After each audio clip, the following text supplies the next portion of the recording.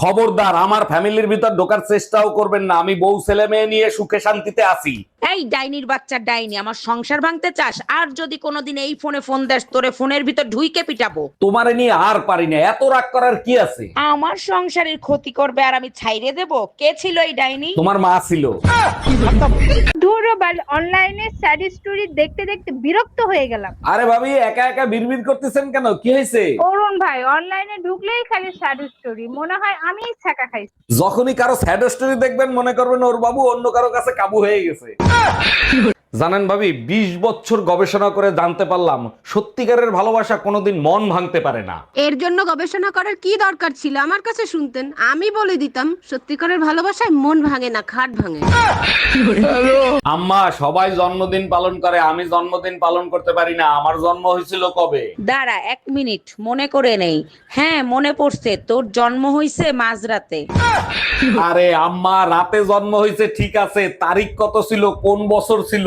বললাম তো মাঝরাতে হইছিস, অন্ধকারে ক্যালেন্ডার দেখতে পারি নাই।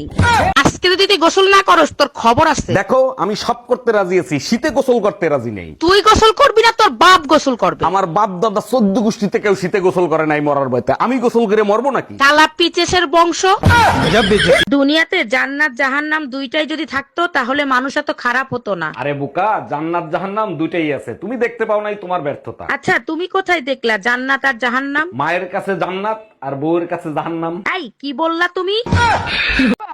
চা খাবি? না ভাবি, আমি আসলে পুরুষ চা খাই না। পুরুষ চা মানে? এখানে পুরুষ চা এলো কোন থেকে? ওই যে রং চা না, এটাই পুরুষ চা।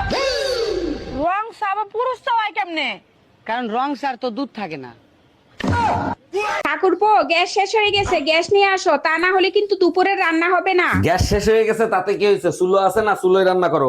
আরে কি বলো, চুলায় আমি কখনো রান্না করছি? কিভাবে চুলায় আগুন জ্বালাইতে হয় তাই তো জানি না। অন্যের সংসারে আগুন না লাগায় চুলায় আগুন লাগালে আজকে কাজে লাগতো না। দেখেন ভাবি, এবার শীতে যদি আপনার বোনের সাথে আমার বিয়ে না দেন, কসম আমি জীবনে কোনোদিন বিয়ে করব না। ঠাকুরপো, আমার বোনরে অনেক বলছি, ও তো তোমাকে পছন্দ করে না। নাও তুমি কথা বলে দেখো। হ্যালো বিয়েন, তুমি বিয়েতে রাজি হয়ে যাও, তুমি যা বলবা তাই আমি করব। আচ্ছা ঠিক আছে, তাইলে একটা কাজ করেন, একটা ডিম পায়রা দেখান। অরুণ ভাই, আপনাকে আমি অনেক ভালোবাসি, আপনাকে নিয়ে সারা জীবন থাকতে চাই। কিন্তু ভাবি, আপনি তো বিবাহিত, আপনার দুটো বাচ্চাও আছে। বিশ্বাস করেন, আমার স্বামী আমার ভালো বন্ধু, ভালো আমি আপনাকেই বাসি। কেমনে বিশ্বাস করব? ছেলে মেয়ে দুইটা কি গুগল থেকে ডাউনলোড করে আনছেন? জানেন ভাবি, আপনার ছোট বোন দেখতে যতটা সুন্দর ততটাই লাজুক। আমার ছোট বোন লাজুক? কিছু বইলা দেখেন, আপনার গোষ্ঠী ধুয়ে উদ্ধার করে দিবে। আরে কি বলেন, হোয়াটসঅ্যাপে আপনার ছোট বোনরে আই লাভ ইউ লেখছি, সে তো লজ্জায় প্রোফাইলের ছবিই সরাই ফেলাই দিছে। আরে অরুণ ভাই, লজ্জায় হোয়াটসঅ্যাপে ডিপি সরায় নাই, আপনাকে ব্লক করে দিছে। হ্যালো গুগল, বিবাহিত পুরুষরা রাগ হইলে মাথা ঠান্ডা করে কিভাবে? বিবাহিত পুরুষরা নির্জন জায়গায় গিয়ে মাথা ঠান্ডা করে। আর ঘরের বউ রাগ হইলে মাথা ঠান্ডা করে কিভাবে? ঘরের বউ স্বামীকে খোঁজে, স্বামীর সাথে ঝগড়া করে মাথা ঠান্ডা করে। জানো, চোখ বন্ধ করে প্রিয় মানুষটাকে যদি ফিল করো তাহলে তাকে দেখতে পাবা। এটা তো পুরন খবর, শোনা সবাই জানে, তুমি কখনো ট্রাই করছো নাকি? বহুবার করছি, যখনই তোমাকে মিস করছি চোখ বন্ধ করে তোমাকে কাছে পাইছি। তুমি কখনো ট্রাই করো নাই? আমি বহুবার করছি, প্রায় সময় ঘুম চলে আসে, মাঝে মাঝে পাশের বাড়ির ভাবি চলে আসে। অরুণ ভাই, দুনিয়ার সবাই স্বার্থপর হয়ে যাচ্ছে, এর কি কোনো সমাধান নাই? ভাবি অবশ্যই সমাধান আছে, তার আগে জানতে হবে কিসের জন্য স্বার্থপর হইছে। অরুণ ভাই, সবাই শুধু নিজেরটাই দেখে, অন্যেরটা দেখে না কেউ। ভাবি আমি কিন্তু অন্যের মতো না, আপনি না দেখাইলেও আপনি চাইলে আমারটা দেখতে পারেন। দেখেন, আপনি শান্ত হন, আর আমি যে প্রশ্নগুলো করব তার সঠিক উত্তর দেবেন, কেস আপনিই জিতবেন। উকিল সাহেব, আপনার উপর পুরো ভরসা আছে, আপনি জিজ্ঞেস করেন, সবকিছুর উত্তর সঠিক দিব। আচ্ছা ঠিক আছে, এবার বলেন, যখন আপনার ইজ্জত নষ্ট করছিল তখন আপনার অনুভূতি কি ছিল?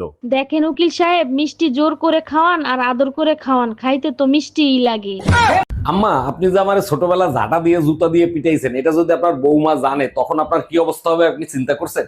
আমার ছেলেরে ঝাঁটা দিয়ে পেটাই আর জুতা দিয়ে পেটাই, সেই কৈফিয়ত কি তোর বউরে দেবো? তার স্বামীরে আপনি ঝাঁটা দিয়ে জুতা দিয়ে পিটাইছেন, তার কৈফিয়ত চাইলে তখন আপনি কি করবেন? বেশি কিছু করব না, তোকে দুইটারে ঝাঁটা দিয়ে জুতা দিয়ে পিটায় বাড়ির থেকে বাইর করে দেবো।